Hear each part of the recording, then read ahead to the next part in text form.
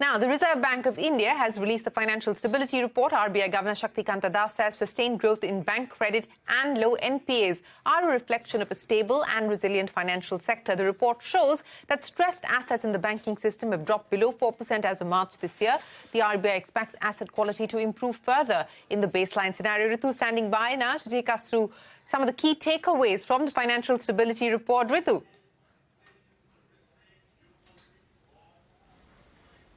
Well, Shireen, the governor starts the Financial Stability Report by making certain comments which essentially highlight that, irrespective of what is happening globally, the Indian banking and financial system remains resilient and their balance sheets remain strong.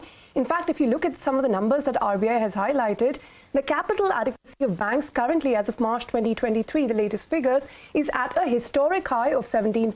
The Common Tier 1 ratio, that is again a measure of capital adequacy, is also at a historic high at 13.9% as of March, and their gross NPA are now at a 10-year low of about 3.9%, with net NPAs at 1% as of March. And really the result of the macro stress test that RBI put the banking numbers to shows that no matter how severe the stress situation gets, banks will have enough capital to be able to absorb any kind of shocks, even without any capital infusion from where they currently stand.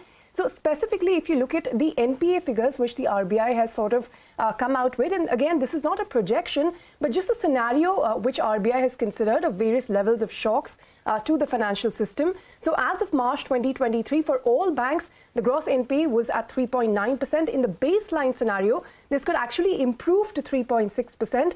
In medium stress, it could rise marginally to 4.1%. And in a severe stress scenario, it could go all the way up to 5.1%.